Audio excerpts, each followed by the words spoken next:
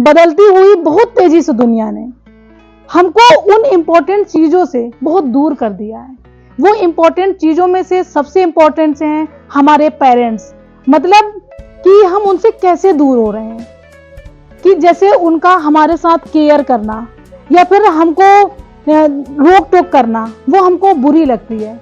लेकिन अगर हम उनके पॉइंट से जाकर देखें तो ये चीजें बहुत इम्पोर्टेंट है हमारे लिए, क्योंकि वो हमारी उम्र के पड़ाव से ही होकर गुजरे हैं।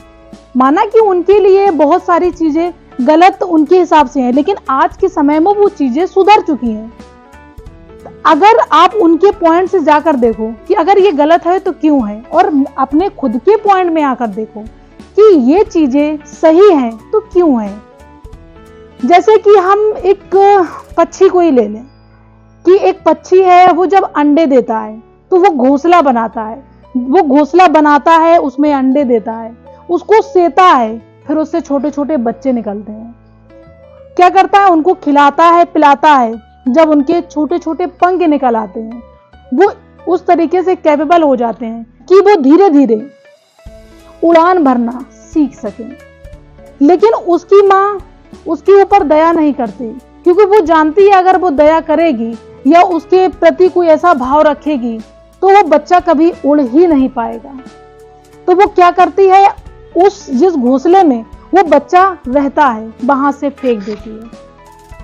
अगर वो फेंकेगी नहीं तो बच्चा उड़ेगा कैसे।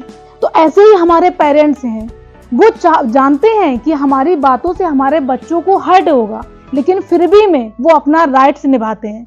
वो चीजों को बताते हैं कि आपके लिए ये गलत है, ये सही है, कि उस पेशानी को कभी झुकने मत देना जो तुम्हारे लिए दिन रात सजदे में रहती हो।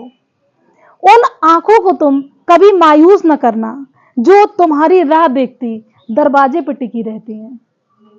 उन कानों को तू कभी ठेस न पहुंचाना जो सिर्फ तेरा अच्छा सुनने की उम्मीद करती हो। उन होठों को तू कभी खामोश न करना जो तेरे लिए हमेशा दुआओं के लिए खुलते हो। उन कांधों को तू कभी झुकने मत देना जिसमें बैठकर तूने दुनिया देखी हो। और उस हाथों को तू कभी मोहताज न करना जो हाथ तेरे लिए दुआओं के लिए उठते हो। उस पेट को तू कभी आंच न पहुंचाना जहां पर तूने अपने सफर की शुरुआत की है। उन पैरों को तू कभी दर बदर न फिराना जिन पैरों के नीचे जन्नत है।